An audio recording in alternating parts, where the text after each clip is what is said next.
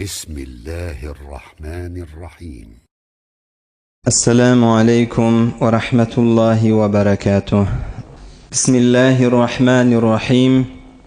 الحمد لله وحده، والصلاة والسلام على من لا نبي بعده، وعلى آله وصحبه أجمعين، وعلى من اتبعهم بإحسان إلى يوم الدين.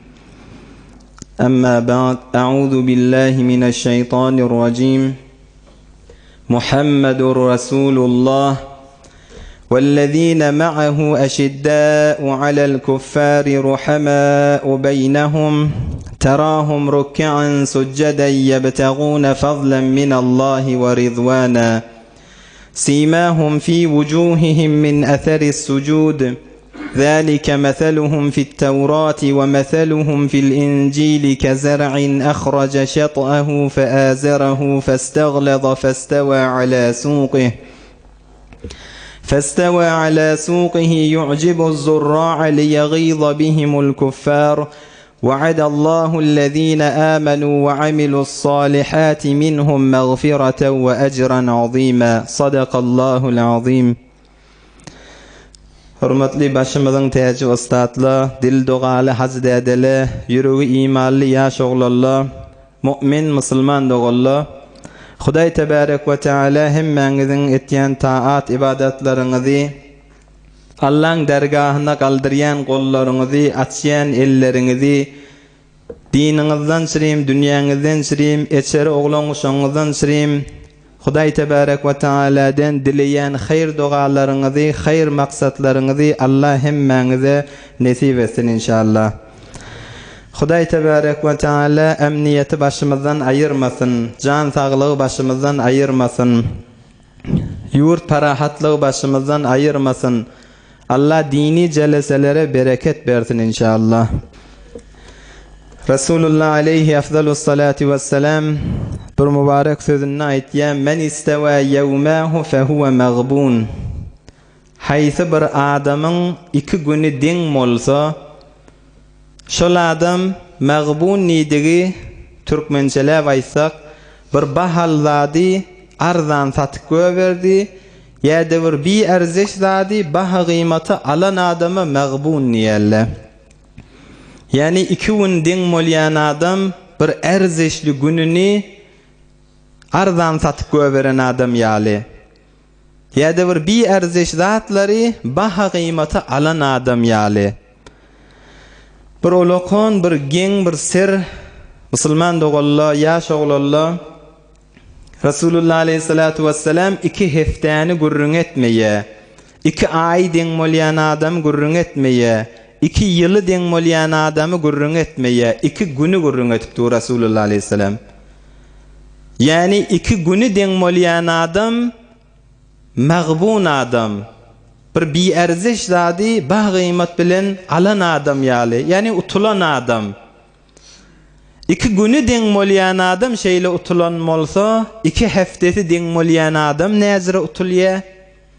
İki ayı şu ayın geçen ayın bilen deng, yani deng diýeni musulman adam günmegün Hudaýa ýakynlajak bolmaly, etýän haýyrlylygyny artdyrjak bolmaly, ýagşylyklaryny artdyrjak bolmaly. Şunumyz düýnümizden Hudaýa ýakynlajak bolan bolmaly.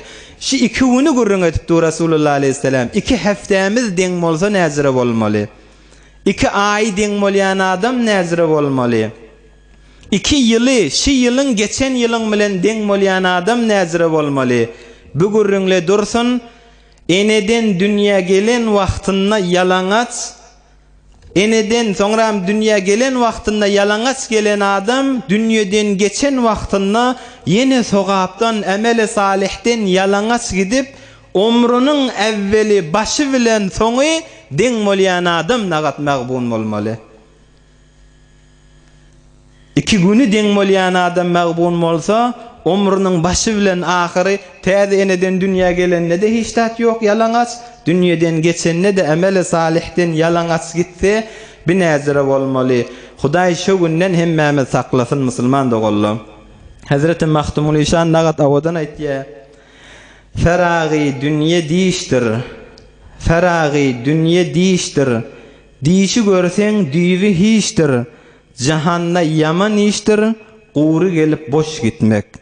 Jahanna inki biderek zat adam eneden dünya gelen ne de sogapdan guri, dünyadan geçen ne de yene sogapdan guri.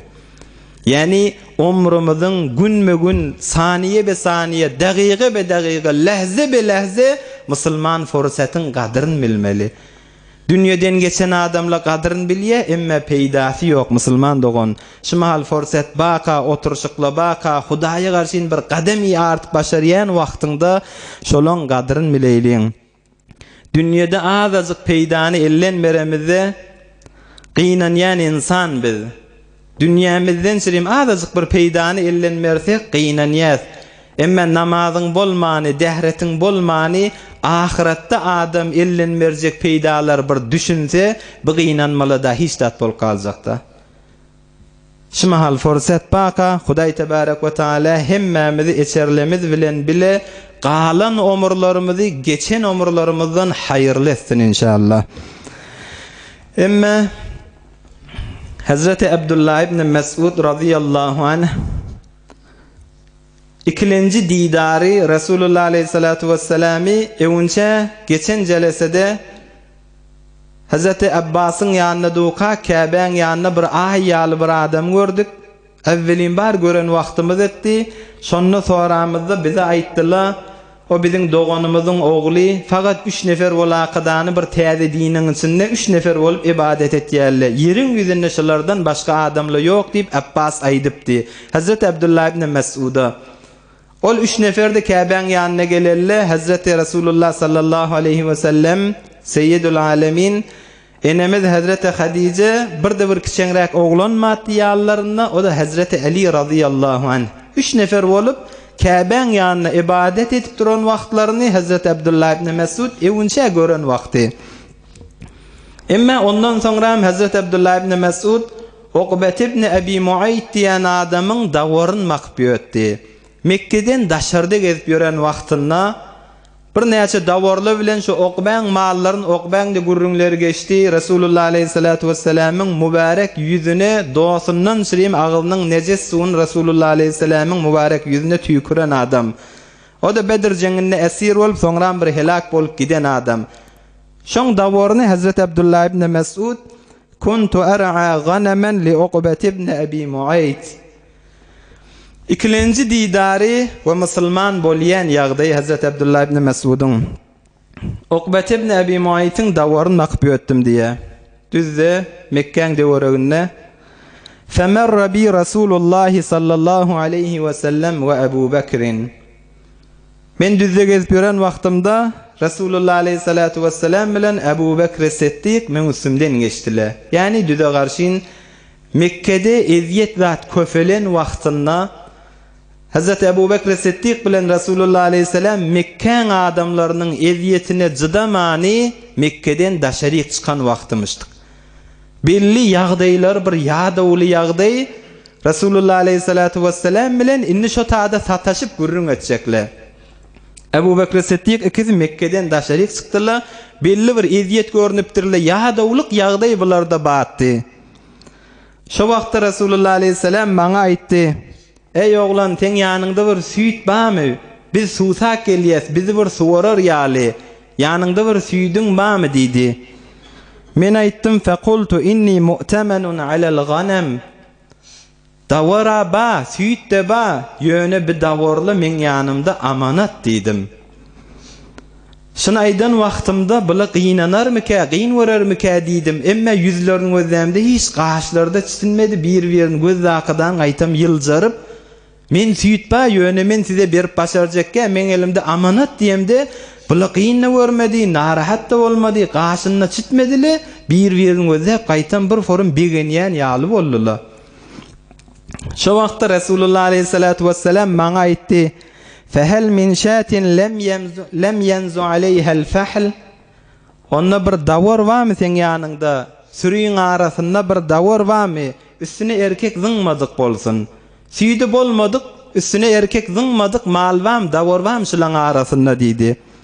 Fa ataytuhu bi şatin, ha ozra ba'di ýaqadany sürüň arasyndan bir däne süýdi ýok maly, üstüne bir erkek mal zyňmadyk bir dawary Rasulullah aleyhissalatu vesselam'yň ýanyna getirdim. Femasaha zar'aha. Rasulullah aleyhissalatu vesselam Bismillah diyaqadani yankı malyň ýelini mübarek elini çekdi. Bismillah diyaqadan. Fenazala labanun. Ohum şonu süýt iňmäne durdy. Bir guzamadyk mal, süýdi ýok mala Rasulullah aleyhisselam mübarek elin Bismillah diýip çekdi. Süýt iňmäne durdy. Rasulullah aleyhissalatu vesselam öz mübarek eli bilen yankı dawar sagdy, bir gawa özü içdi, Ebu Bekr Siddiq'e içirdi, minne içirdi, minne qannım. Soňram Rasulullah aleyhisselam yankı malyň ýeline garşyn iqlis mürş içine gitdi aýtdy. Faqalas ol yankı ýelin malyň ýelin öňkü ýaly bolly içine gitdi. Sonra qultu leh, inni men Rasulullah aleyhisselam evvelin bar düzde yaqinnan bile gördüm. Rasulullah aleyhissalatu vesselam'dan bu mucizanne görýä. Men aýtdym Rasulullah aleyhisselama, "Allimni min hazal qawl." Maňa şu aýdan kefiňden Bismillah diýdiň, o mal, uzamadyk mal, ýelin boş maly süýdin, maňa da öwret şu zatlardan diýdim. Rasulullah aleyhissalatu vesselam aýtdy, "Faqala innaka gulamun muallam." Saňa ilm berilen oglan idi. Saňa ilm berilen oglan idi. Şeýlelik bilen Rasulullah aleyhissalatu vesselam şu taada sataşyp ilm berilen oglan idi Rasulullah aleyhisselam. Hudaý Taala da ilmi beripdir Hazreti Abdullah ibn Mes'uda. Rasulullah aleyhissalatu vesselam'yň mübarek agzyndan 70 surany 114 surası bolsa Qur'an-ı Kerim'in 70 surany Rasulullah aleyhisselam'yň mübarek agzyndan tek özüm oturakadan allym öwrendim diye. Bir nefer Qur'any menden yetik ba bolsa, ýeriň ýüzünde bir adam menden aňyrda yetik diýen bolsa, şoň sebebi nuzuly näme, tefsiri näme, näme wakaýadan sürem, näme wakaýaň üstüne nazil bolupdyr. Menden aňyrda yetik adam ba bolsa, düýämiň çapýan ýerine bararyn, şondan öwrenernipdir. Ýeriň ýüzünde men ýal Qur'ana yetik adam ýokdur diýmişdik. İnneke gulamun muallam. Sen ilm berilen oglan diýdi Rasulullah aleyhisselam. Şol doga kabul bolup alim sahaba bolýar. Abdullah ibn Mes'ud radıyallahu anh bir fursat geldi. Bir näçe insanlar va kepleyen kefi janyňa derman şefa bolýar. Bir näçe insanlaryň sesi, bir näçe insanlaryň kepleyen zady adama şefa. Bir näçe insanlaryň gülşi, bir näçe insanlaryň fakat yönü vücudu durşi adama derman bolýar, ýandan aýrylşasyn gelmeýär. Rasulullah aleyhissalatu vesselam'yň mübarek sözi, mübarek ýüzi, mübarek durşi dermanlyň dermany bolan Rasulullah aleyhissalatu vesselam Hazreti Abdullah ibn Mes'ud ýandan aýrylmaýar. Rasulullah aleyhissalatu vesselam'a hadim bolýar, hyzmat etýän sahaba bolýar. Näme derman Rasulullah aleyhissalatu vesselam tapdy. Hazreti Malik ibn Dinar radıyallahu anh ol aýtdy, "Gaw ýoldaş, gaw adamlar tapsaň, forsatda şo gaçyrmaly, ýawışmaly şolary. İnneke en tenqulal ahjara ma'al abrar hayrun laka min en ta'kulal khabisa ma'al fujjar." Ýagşy adamlara ýoldaş bolup, ýagşyly bilen gezip ýöken, daş arkaňalla daş çekdegedäge ýöne ýoldaşlyň ýanyndakyla gawa adamla bolsa, arkaňda daş allegedäge şonyň gawdyr. Teleka adamla bilen bir ýerde oturup, ola bilen ýoldaş bolanyňdan ýagşy adamla bilen ýoldaş bolsaň, arkaňa daş alyp gedeniň şonyň gawdyr telekele bilen ýoldaş bolanyňdan. Hazrat Abdullah ibn Mes'ud musulman bolýar. Rasulullah aleyhissalatu vesselam ve musulmanlaryň tedady sany bellice näçe nefer bolan wagtynda 6-6-njysy men boldum diye. Yani ýeriň ýüzünde 6 däne musulman bolsa 6-njysy men boldum. Gynçylyklara da Hazrat Abdullah ibn Mes'ud ol evvelki sahabalar deslap İslamda gynçylyklar görýän sahabalaryň biri bolýar. Hatta evvelin bar Qur'an-ı Kerim'i Kâbeň ýanyna Rasulullah aleyhissalatu vesselam gatty ses bilen gıýgıraqydany evvelin bar okuyan Rasulullah aleyhisselam Emma sahabaların içinde evvelin bar cehr bilen sesin kaldırıp okuyan Hazreti Abdullah ibn Mesud. Burun Kabe'nin yanına Eşraf-ı Kureyş duran vaktında Abdullah ibn Mesud radıyallahu anh men barakadani yanında da bir Müslüman sahabaların bir vaka. Men şu Kabe'nin yanına barakadani Kur'an okuyacak diye. Yanına kayıptır sen beytme, sen barma, Kur'an olan arasında okuyma. Sen bir iyilinde arkanda duran bir taifan yok. Sen bir eşrafzade de. Sen bir belli bir olakon şahsiyetliğin kavminden, kabilesinden de seni helak ederler. Binem esliyeti, esaleti taiften etti. Mekke koyun makmana gelen Abdullah ibn Mesud da. Mekke'de taifası yok. Bir çofan oğlan. Kabe'nin yanına varakadan Kur'an-ı Kerim gıyırıp ses bilen okuyan vaktında Kureyş'in kafirleri Hazreti Abdullah ibn Mesud'i gelip yüzü gözüne vurup yıkılan vaktında ağzına mübarek ağzına defa kadani kan marsını yüzü gözünden aktırıyarlar. Şeyli kıyınçılıklara galiye Hazreti Abdullah ibn Mesud radıyallahu anh'ın öde ettiye. Deslap biz ken sahti kıyınçılıkları gördük. Kabe'nin yanına namaz okuyan vaktinde Resulullah aleyhisselam Ukbet ibn Abi Muayt düyen eşini Resulullah aleyhisselamın mübarek üstüne oklaptı geçen celese. Abdullah ibn Mesud Kabe'nin yanına Kur'an okuyanını ağzı vurunu kanadıp defip ağzı vurun kanattılar. Şeyle her sahabaların kıyınçılıkları da iptidai İslam'da battı.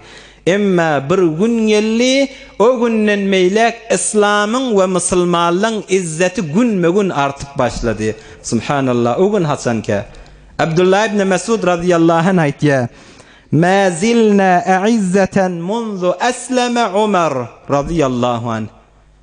Biz tamamı sahti kıyınçılıkta geziyettik. Kafirler bizim başımıza şiir volyettiler. Emma bir günden meylek İslam'ın ve Müslümanlığın izzeti gün artıp başladı. O gün Ömer'in Müslüman olan günü diye. Yani Hazreti Ömer İslam'a girdi. Müslüman molli gün İslam'ın ve Müslümanlığın izzeti şevkati artıp başladı. Ta şoňa çellin biz kıyınçılıkla geziyettik deyip Hazreti Abdullah ibn Mesud radıyallahu anh şeyle aytdiye. Koyun makıp gören şofan Ukbet ibn Abi Muayt'ın hıtmasını gezip gören şofan Hazreti Abdullah ibn Mesud radıyallahu anh Seyyidul Alemin Resulullah aleyhissalatu vesselam'ın hıtmatına volye. Nagat olakon saadet inneke gulamun muallem sen ilim verlen oğlan sahabalın içinde inki halal harama yetik Kur'an'a yetik sahabalın biri volye. Sahibun na'leyni vel asa Resulullah aleyhisselam'ın mübarek esasını ve mübarek kevuşunu götürüp geziyen sahaba olye. Görmün gören hıtmatını Seyyidul Alemin Resulullah aleyhissalatu vesselam'ın hıtmetkarı olye. Resulullah aleyhissalatu vesselam hakkında aydıptır. Her söz, her hadisi ki şunu Resulullah aleyhisselam ayıttı deyip Abdullah ibn Mesud size aytsa ananan diptir. Abdullah ibn Mesud'un aytyan çındır diptir. Bundan anırda näme saadet gerek. Abdullah ibn Amr diyen sahabe radıyallahu anh bir günden meylek Abdullah ibn Mesud ýaly maňa gawadam bolmady. Yani men Resulullah aleyhisselam'dan bir mübarek söz eşitdim. Şo günden meylek Resulullah aleyhisselam'dan şunu eşitdenimden meylek Abdullah ibn Mesud ýaly yerin ýüzünde maňa gawadam bolmady. Sahabalar sorapdyrlar Resulullah aleyhisselam'dan näme eşitdiň sen Abdullah ibn Mesud şeýle gawurtdyrsın. Resulullah aleyhissalatu vesselam aýtdy, Kur'ani 4 neferden öwrenin. Awwalkysi Abdullah ibn Mesud'dur dipdir. Yani Kur'an Allah'ın kelamın 4 neferden öwrenin. Awwalkysi şoň Abdullah ibn Mesud dip Resulullah aleyhisselam aýtdy. Şonu eşdenimden melek Abdullah ibn Mesud ýaly maňa gawadam bolmady. Emma himmesinden muhim Resulullah aleyhissalatu vesselam aýtdy. Hazreti Abdullah ibn Mesud'a ey ibn Mesud sen her haçan gelsen icazat alyp berme men eçerime girdi gaýdyby.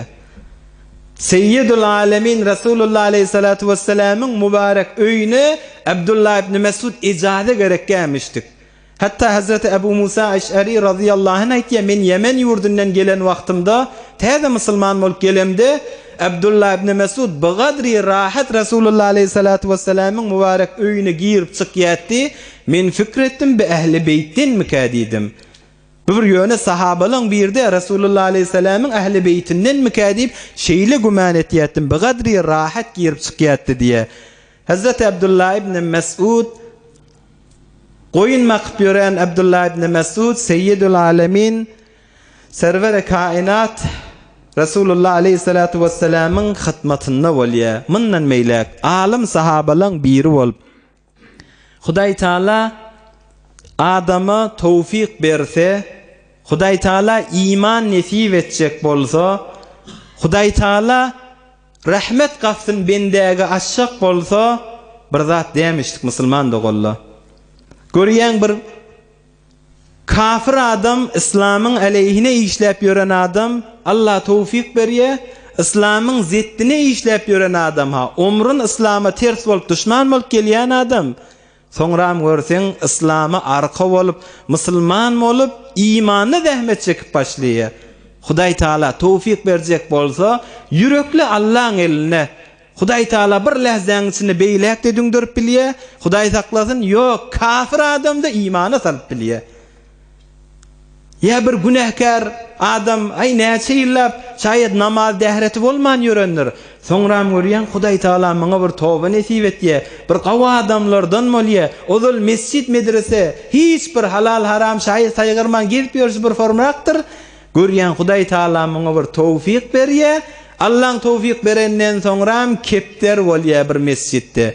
Giýje güni mescitten çykanak Hudaý Taala tawfik berjek bolsa bir zat demişdik musulman dogolla. Hazreti Mahtumun Nişan näme diýär?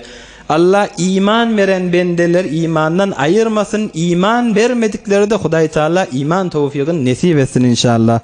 Hazreti Mahtumun Nişan näme diýär? Hudawenda gerçe nefsim yamandır. Dilegim dergadan nuri imandır. Hazreti Mahtumun Nişan aýtdy. Hudawenda gerçe nefsim yamandır. Ey Hudaýa men nefsim teleke yaman.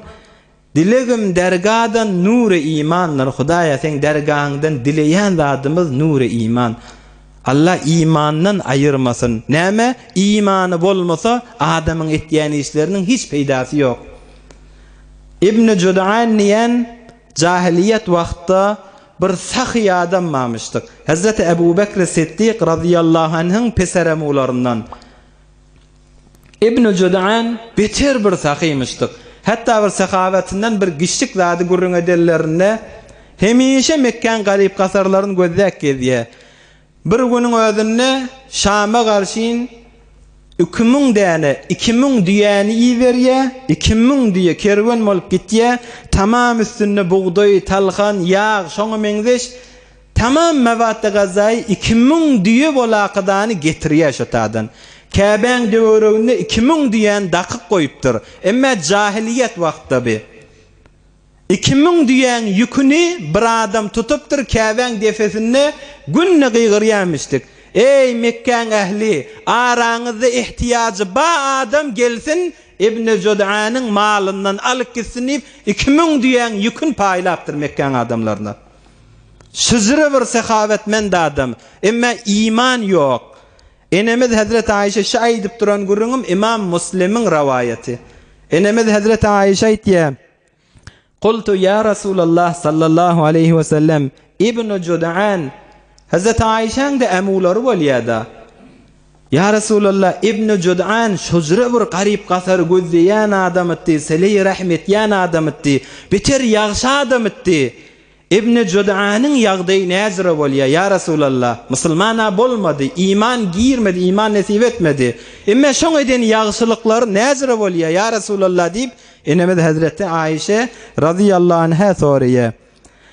Kana fil jahiliyeti yasilur rahim ve yut'imul miskin fehal zalika nafi'u? Jahiliyet wagtda sele rahim etýärdi, miskinleri garip gasarlar gözleýärdi. 2000 diye ýükü garip gasaryň arasynda paýlady. Fehal zaka nafi'u? Şu edeni işi peýda berýärmi şoňa ya Resulullah diýip enemiz Hazreti Ayşe soraýar. Qala sallallahu aleyhi ve sellem la yenfa'u. Resulullah aleyhisselam edeni işi zerre de peýda bermeýär dipdir. Näme dip? Illeti näme? İmany ýok. İnnehu lem yekul yevmen Rabbighfirli hati'ati yevmeddin. Edeni işinin zerre peydası yok. Näme? Bir cewun Hudaýa yüzle naqadany, Hudaýa kıyamet gününde men günämi geçmen bağışla diýip bir gede Hudaýa yüzlenmedi. Ýagşylyk etýätdi, gawlyk etýätdi. Emma imany walaqadany bir gedek Rabbighfirli, Hudaýa men günämi geç diýip Allah'a bir gedek yüzlenmedi. Edeni işi hiç peyda vermeye. Mahtumul eşan şondan süremeytye. Hudavanda gerçe nefsim yamandır. Dilegim dergadan nuru imandır. İman olmasa adama hiç hayır verecekke. Imma Allah imanı verecek bolsa bir zat da demiştik Müslüman doğan. Şeri işim bihattir, günahim kendir. Sen özün geçirgil ya zel celalim. Ferag min ışk odunu beryanem. İl malına min halıma geryanem. Korku umid ortasında hayranem. Tengle mahşer ya Rab ne bolur halim. Korku umidin arasında min hayran gezip yüren ya mahtumul eşan. Allah'dan umidim de var, Hudaýdan korkýanam. Mahşer gaýget. Mahşer hemmemizin bir gaýgetmeli ýagdaýymyz musulman dogolla. Bugün näme? Abdullah ibn Mesud radıyallahu anh'ın evvelki jelesesinde aýdan wagtymyzda Abdullah ibn Mesud'un dileýän zady nämetdi? Resulullah aleyhisselam arkasından garynky giýjäň içinde amin diýipdi. Allahümme inni es'eluke imanen la yertet. Hudaýa men senden dileýän bir iman ki menden alınmasın. Menden sıfırılmasın, menne hemişegi bolsun, ewrilmesin iyizine. Senden dileýän zadym şi. Resulullah aleyhisselam'ın hytmatynda gezip, Kur'an'a yerin yüzünde yetik adam, emma Hudaýdan dilep duran zadyny özden Abdullah ibn Mesud beter arasa adam. Abdullah ibn Mesud Resulullah aleyhisselam'ın yanına oturan adam. Resulullah aleyhisselam ey Abdullah ibn Mesud maňa Kur'an okuy diýip Resulullah aleyhisselam'ın öwünde Kur'an okuyan adam. Onda da men dileýän zadyny özden Hudaýa men senden dileýän bir iman eke menden alınmasın. Kän dilemel zadymyz şi. Abdullah ibn Mesud ýaly arasy adam ýok. Hazreti Osman ýaly arasy adam ýok. Hazreti Osman radıyallahu anh iki nurun eyyesi bolýar. Resulullah aleyhissalatu vesselam'ın iki mübarek qyzy bilen jüflenýär. Hazreti Osman beter arasy adam bolýar. Hazreti Osman Resulullah aleyhisselam'ın mübarek dili bilen cennet bilen buýşlanýar. Hazreti Osman beter arasy adam. Resulullah aleyhisselam'ın mübarek dilinden sen cenneti diýip buýşlanýar. Onda da Hazreti Osman mihrabın içinde ağlaýar. Näme Hudaýa men mahşer gününde men biýabire etmedip. Hudaýa menden iman alınmasın diýip. Biziň arassalygymyz Hazreti Osman ýaly. Biz dilemeli Hudaýa bizden bir iman eke bizden alınmasın. Bir iman eke bizde hemişegi bolsun. Musulman adamyň dilemeli zady şu mahtumul eşan şondan söyleýär. Hazreti Osman ýaly, Hazreti Abdullah ibn Mesud ýaly arasy adam ýok musulman dogan.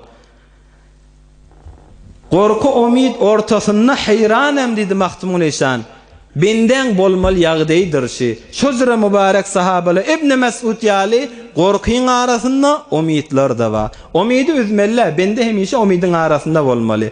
Näme? Hudaý Taala birçe günä bilen ey ýaş oglan birçe günä bilen Hudaý Taala bize insanlary dünýä ahir awara et başarýar. Birçe günämiz bilen Hudaý Taala dünýä ahir bizden alyp başarýar. Emma Allah'ın rahmetini wezde Hudaý Taala müňlerçe günä bendeden tafylýar, bizlerden tafylýar. Bir günä bilen biz dargatyp başarýan Allah müňlerçe günämiz bilen biz tutmaýar. Birçe ýerde bir ýagşylyk etýäň, şo ýagşylyk bilen seni gaýtam defa galdyrýar. Dünýä ahir gönendirýär seni. Umidi üzmelle. Hazreti Beşr Hafi radıyallahu anh görün Hudaý Taala adama iman nesip etjek bolsa, Hudaý tawfik berjek bolsa bir zat demişdik musulman dogan. Geçen hafta bir ýaş oglan, jawan oglan hytmatda gezip ýören wagtymda bir ýalňyşyp bir iş etdim. Bir şeytan allapdyr. Agzym bir hafa suwa wurdum. Oğlum şu yağdayın içinde bir tükanın kapsını ögdüm, hulasa bir etmelle işler ettim. Şonu edenim meri, şeytan görün, naga şeytanın hiletken. Oğlum manna umid etkiye, unca günah elkiye ha. Men yanlış akıdan bir iş ettim, şondan meri namazlamda okuyamak, neçe vakt bolu küllen namazdan naqallım. Ey Huday men bağışlamacak yalliya kadani namazlam okuyamak. Şeytanın hilesini görün adam na umid etkiye. Allah'dan umidin kesmelle. Şeytan otade unce günahı elkiye. Günah barandan sonra minni tövbeden na umid etkiye. Tövbak barma. Sen Hudaya nezire yüzlenmeli. Sen Hudaya nezire barmalı. İnni tövbasını da bana nasip etmeye. Tövbanın adamından giyeceği koyuyor. Yok Müslüman doğun. Allah'dan umidin üzme. Hazreti Beşre Hafi yali sen günah eden nedirsin? Beşre Hafi hemişe sarhoşmuştuk. Hemişe hafızı uçuyamıştık. Bir gece sarhoş vaktinde Beşre Hafi öyüne karşı inmariye. Yolla bir şınyalı kağıdın üstüne Bismillahirrahmanirrahim yazgıllu. Ayağa tekte yatı. Bir sarhoş var yani Beşre Hafi Allah'ın adı yerde yatı. Allah'ın adı defelenecek diye kadar şol kağıdı aliye yanına bir pul cagaz varmıştık, derhemcigi varmıştık. Bariya bir tükandan etraliye öyüne barakadan qavbu kağıdı Allah'ın adı yazgıllıya kadar süvürüye. Münglerçe günah eden Beşre Hafi birçe yağışılığı bilen Allah'ın evliya etye. Bariyan vaktında kağıdı aliye bir etraliye öyüne bariye Mansuriye, Arasaliye, Etrçaliye Allah'ın adı yerde yatmalı dedip o şakadan gözlerine çekip öyünün bir guşesinde kaldırıp koyuyor. Şu gece Beşre Hafi'nin yaşayan yerine bir evliyan dişine Huday Taala bir ses eşdiye. O evliya adam yatan vaktinde bir ses eşdiye. O neme Beşre Hafi'ye barda ait Beccelte ismena febeccelnak. Sen bizim adımız ulladın ey Beşir, sen adın ullar side barda ait. Sen bizim adımız arasaladın, biz sen için daşın arasalar ey Beşir dide barda ait deyip bir evliyan dişine ses diye. O adam turuya ey ben iştiba yanlış gördüm diye. Beşre Hafi diyen adam hemişe belli adam, sarhoş gezip gören adam. Ay o değerdir diye turuya giyeceğin yarında dehret kılıyor, namaz okuyor yankı adam. Namaz okuyor, gaytadan yat diye 3 gaytar yankı sesi eşitiptir. Beşre Hafi, Beşre bardağın ait, sen bizim adımız ulladın, biz sen adın ullar. Sen bizim adımız arasaladın, biz seni içindaşın arasalar siydi Beşre ait. Danat diye Beşre Hafi'nin izinden geliyor. Mına ait yerli Beşre Hafi hemişeki cayında, meyhanede sarhoş gezip ola adam bariye meyhanan kapsının ağzında duruyor. İçinde işleyenlen bir yerine ettiye Beşre Hafi taşarik geldi, bir sargıdım madi, bir peyamım madi, Beşre Hafi barda ettiye. Ola adam bariye, ey Beşir, kafin ağzında bir adam mı, sana sargıdım mı, sana bir aytacak peyamım mı diye. Beşre Hafi oturan yerinden kıymıllamaya, barayt kimden sargıt getirdin? Kimden sargıt getirdin diye ait. Ola adam bariye kimden sargıt getirdin diye. Bar Beşre evurde barda ait, men sargıdım Allah'dan sonra sargıt getirdim diye.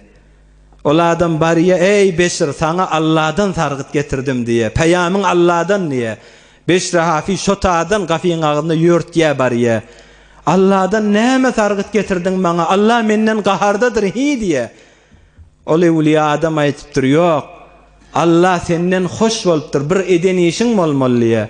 Men 3 gaytar şifet eşittim. Beşre barda ait, sen bizim adımız ulladın, biz sen adın ullar.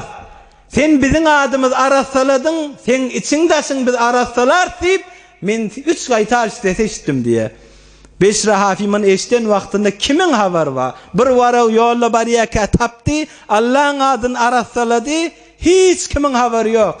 Mına eşten vaktinde Beşre Hafi gözlerinden yaşla gaytmana duruyor. Ayak yalangaz ağlap düde karşın kaçıya, yörtüye gitiye. Düde karşın tövbe dakıdani Beşre Hafi daşarik yörtük gitiye.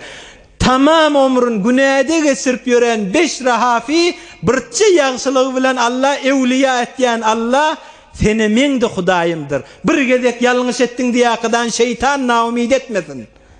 Bir gezek iştiba etdim diýakydan şeytan umidin Allah'dan üzdürmesin. Bir ömür serhoş gezip ýören 5 rahafi birçi ýagşylygy bilen ewliya etýän Allah seni meň eýemdir. Bizim de umidimiz üzmer ey yaş oğlan. 5 rahafi diýerler. Hafi diýdi ayak ýalaňaç. Mundan soňra 5 rahafi hiç aýagyna köwüşgeýmendir. Muňa aýdypdyrlar näme aýagyna köwüşgeýmeýän? Hudaýa tawba edip, Hudaýa garşyn ýörtük giden wagtymda ayak ýalaňaç gitdim. Inni utanýan aýagyma köwüşgeýmän edipdir. Şizri bir ewliya bolýar. İmam Ahmed ibn Hanbal faqih adam, hadise yetik adam, mujtehid adam barıp ýanyna oturýanmışdyk. Muňa şagirdlere aýtdy, "Ustadymyz sen fıkda, hadise sen bir alim adam, mujtehid adam. 5 rahafi bilen sen näme oturşýan?" Men fıkha, hadise yetik diýipdir. Emma ol Hudaýa yetik diýipdir. İmam Ahmed ibn Hanbal ýanyna oturaqydany "Haddisni an Rabbi" ey beşir maňa Hudaýymdan gurrun berdi ýakydany İmam Ahmed ibn Hanbal 5 rahafi bilen oturşýanmışdyk. 5 rahafi ýaltyn günäden nädirsiň? 5 rahafini bir toba bir ýagşylyk bilen ewliya etýän Allah seni meňde eýemdir ey musulman dogan. Hazreti Halid ibn Walid ýaly olakon günäden nädir? Hazreti Halid ibn Walid Uhud jengde niýetine Muhammed Resulullah'ı öldüreýin diýip bari aleyhissalatu vesselam. Hazreti Halid ibn Walid Uhud jenginde Resulullah aleyhissalatu vesselam'ın mübarek dodaklary ýarlyp diýişleriniň şehit bolmagyna sebep bolan Halid ibn Walid. Şundan aňyrda olakon günä bam Resulullah aleyhissalam öldüreýin diýip bari. Emma Halid ibn Walid Resulullah aleyhissalam beddoga etmänne Hudaý Taala Hazreti Halid ibn Walid etýär. Öz kılıç etip goýýar. Hazreti Ömer ýaly olakon günäden nädir? Hazreti Ömer öýden çykan wagtynda kılıçyny alyp barýar. Näme niýet bilen öýden çykyp barýar? Resulullah aleyhissalatu vesselam öldüreýin, şu gurrunla Mekke'de yatsynna diýip barýar. Emma Hazreti Ömer'in ýolunyň ahyryny ýirak barýar. Hazreti Ömer bolýar. Kıyamete çellim Hulefai Raşidinlen biri bolýar. Şeytan sen naumid etýär, bir gezek bir günä edende tawba etmäne ýoluň ýok diýär. Sen haçan bir Muhammed Resulullah'ı öldüreýin ýakadan nauzubillah niýetini aldyňmy? Şeýle niýetini alan Hazreti Ömer'e iman nesip etýän Allah sen bir günäň bilen şeytan sen naumid etýär. Hudaý sen umidyň üzme menden diýär. Ya Hazreti Vahşi Resulullah aleyhissalatu vesselam'ın gözlerinden ýaş gaýdyrýar. Hazreti Hamza'ň mübarek cesedini ýarýar. Hazreti Vahşi ýaly olakon günä etdiňmi sen? İman nesip edip Hazreti Vahşi bolýar. Näme diýip bir günä bilen umydymyz üzmeli? Gorku umid ortasynda hayranam. Allah'dan gorkyly, emma umydyň üzdürýän şeytandyr. Hudaýdan hiç wagtda umydyň üzme musulman dogan. Şon biziň Erhamur Rahimin eýämiz var. Biz bir gönünin bendeli, biz bir gönünin ummat. Her gün molanda, her gün haşy. Yer Hudaý Taalaga waqyp aýtsak, emma Allah'ın rahmini wer. Da'ni ya Rabbi abtali'u ibn Adam. Yer aýtsak Hudaýa maňa bir ejaza ber, şu insanlar bir özüme çekeýin ne diýjek. O näme diýip? Hudaýa sen rızkyny iýeşle, onu da sana ters gelýärler. Maňa bir ejaza ber, bir özüme soraýyn ne diýjek. Derya aýtsa Hudaýa maňa bir ejaza ber, bir deryadan aşakydan şu adamlar bir özüme bir garga deýin de. Şular sen rızkyny iýerle, onu da sen şükrüň berjay kılmaýarlar. Dağa aýtsak dağla Hudaýa bir ejaza ber, şu adamlar bir aramda gysaýyn ne diýjek. Şeýle sen rızkyny, şeýle sen nygmatlaryň görmeýär, sana naşükri etýär insanlar. Göň aýtsak Hudaýa maňa bir ejaza ber, şu bir bölegim gofarakydan özümden şulaň bir üstüne men iňdireýin. Şula sen hiç bir şükrün berjay kılan akla Hudaya. Maňa bir ejade we bir bölüm gasryn şular helak edeýin. Emma Hudaý Taala näme diýjek? Sizleri rahimli Allah'dan nira kaçmalı? Umidin näme dip üzmeli? Hudaý Taala yer aýtjak, göğüň aýtjak, derýa aýtjak, asmana aýtjak. Siz yaratdyňyzmyş bendelemi? Ola aýtjak, ýok Hudaýa biz yaradamyzak. Allah aýtjak, "Law halaqtumuhum la rahimtumuhum." Siz eger şu bendelemi yaradan bolsatdyňyz, bizre keplemertdiňiz, rahmet etdiňiz bendeleme. Siz eger yaradan bolsatdyňyz, bizre keplemertdiňiz, bizatlar diýmertdiňiz, bendeleme rahmet etdiňiz. Da'uni wa ibadi. Goşulmaň, men öz bendelem bilen goýuň diýjek Hudaý Taala. Naşükri etsesin, menden gaçta-gaçtyn. Emma bir gün maňa öwrülip tawbe etse, fa ana habibuhum. Men şolaň dostlar diýjek Hudaý Taala. Bir ýerde urlaqydan tawbe etdimi? Meni Allah şolaň dostlary. Emma menden uzak gaçdygynça men hemişe gıýgyryp durjak ýakyndan şolara. Menden uzak bolýa, men tersime gitýä, asi bolýa, naşükri etýä, harama barýa, ömrüni şeýtirip geçirýä. Onna da meni Hudaý ýakyndan şon gıýgyrýan. Ila ayna tezheb? Ey bendem, nira garşyn marýan? Awajadta rabban gayri? Menden başga Hudaý tapdyňmy sen? Günämiz bilen tutup bilýän Allah bize şunu aýtýarda. Am wajadta rahiman siway? Ya menden başga bir rahimli eýe tapdyňmy sen diýip aýtsa? Men rahmetimden gaçyp sen nirak barýan? Ey cemaat, ey ýaş oglan, ey musulman dogan. Biz sizleri rahimli Allah'ın bendeleri biz. Bir günäde mün günä bilen Allah seni dünya ahir kösendirip bilýän Allah, birçe ýagşylyň bilen günäleň görmeýän Allah'ın bendeleri biz. Mübarek ömrüniň başyndan soňuna çellim ummatym diýip geçen Muhammed Resulullah ummatlary biz. Näme diýip naumit bolýas? Taif'te daşlanıp duran wagtynda beddua edip bilýän, emma mübarek aýaklary ýarılıp ganap dursa da ummatym diýip geçen Resulullah aleyhissalamyň ummatlary biz. Uhud jeňinde mübarek dodaklaryny ýaryp, mübarek diýişlerini şehit edenlerinde beddua etmän Hudaýa şuly bilmeýärle, bilsele maňa şunu etmertdile diýip beddua etmedik. Resulullah aleyhissalamyň ummaty biz. Ahirki hutbasında ummatym diýip geçen, ahirki deminde ummatym diýip geçen, mahşer meýdanynda hemme peýgamberler özüni gaýgadende ummatym diýip durjak Muhammed Resulullah ummaty biz. Bir günä etdim diýäqdan naumit bolma, şeytan sen umidyň üzýändir. Allah'ın rahmetinden hiç wagtda umidyň üzme. Ey musulman, ey ýaş oglan. Hudaý tebarek we taala iman nesip etjek bolsa, bir zatda Hazreti Beşr Hafi, ömrün günäň içinde geçirip ýören Beşr Hafi, Hazreti Beşr Hafi bolup ewliýalyň biri bolýar. Hazreti Ömer niyetinden Resulullah aleyhissalatu vesselam men öldüreýin diýip çykýan, ahyrynda Hazreti Ömer bolup musulman iman nesip etýär. Bir günä etdim diýip, "Ya men näçe günäler etdim, ömür boýunça günälerde men geçdim" diýip umidyň üzme. Allah'ın rahmet gafy hemişe açykdyr.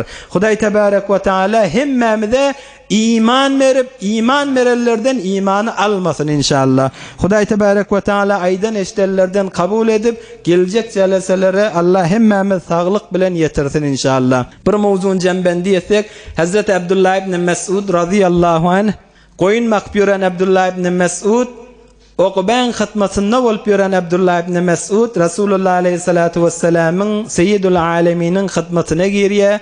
Resulullah aleyhissalatu vesselamyň ýanyndan aýrylmany, Resulullah aleyhissalatu vesselam hakkında kän dualar etýär we muhimrak gurrun Abdullah ibn Mes'ud'un öz dilani Allahumme inni es'aluka imanan la yartat.